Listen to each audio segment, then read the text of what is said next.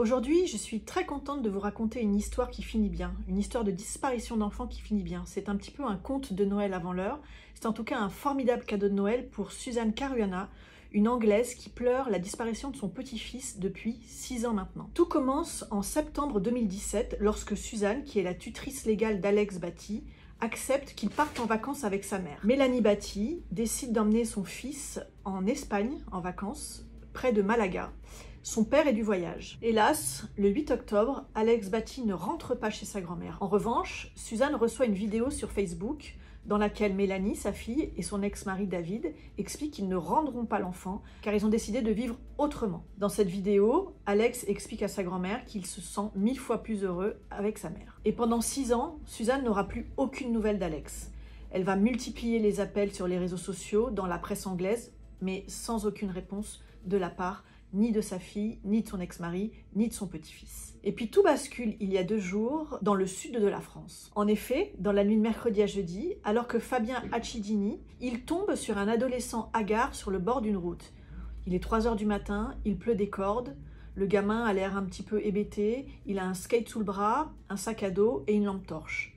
Fabien s'arrête, lui propose de le prendre dans sa camionnette. L'adolescent hésite et puis finit par monter. Il dit d'abord qu'il s'appelle Zach. Il ne parle pas très bien français. Fabien comprend qu'il va devoir parler en anglais. La conversation s'engage entre les 2 hommes et très vite, le jeune homme explique qu'il ne s'appelle pas Zach, qu'il s'appelle Alex Batty et qu'il a été enlevé par sa mère 6 ans auparavant. Évidemment, le livreur est un petit peu étonné. Il lui pose davantage de questions. Et au fil de la discussion, qui va quand même durer plus de 3 heures, Alex va raconter sa vie. Il va raconter qu'effectivement sa mère l'a enlevé en Espagne, donc en 2017, qu'ils ont vécu 3 ans dans une maison dans le sud de l'Espagne, avant d'atterrir justement dans le sud de la France en 2021 pour rejoindre une communauté itinérante spirituelle. Alors il explique aussi qu'ils ont dormi avec sa mère dans des gîtes, dans des caravanes, parfois dans des tentes en pleine nature, et que ce mode de vie a commencé à le peser. Et le week-end dernier, il a donc décidé de partir, de quitter la communauté et de retrouver sa grand-mère. Il explique aussi au livreur que ça fait 4 jours qu'il erre, 4 jours qu'il marche dans les montagnes, qu'il est évidemment très fatigué. Il avait très soif aussi, c'est la première chose qu'il a demandé, à boire. Et puis, il demande également à Fabien de lui prêter son téléphone afin d'entrer en contact avec sa grand-mère. Alors il la contacte sur Facebook, avec le compte Facebook de Fabien. Il lui envoie un message où il lui dit « Grand-mère, c'est moi, c'est Alex, je t'aime et je veux rentrer à la maison ». Il essaye de l'appeler aussi, il est 3 h du matin, elle ne répond évidemment pas. Et puis il explique à Fabien qu'il souhaite rejoindre une grande ville afin de trouver une ambassade et de se faire rapatrier en Angleterre.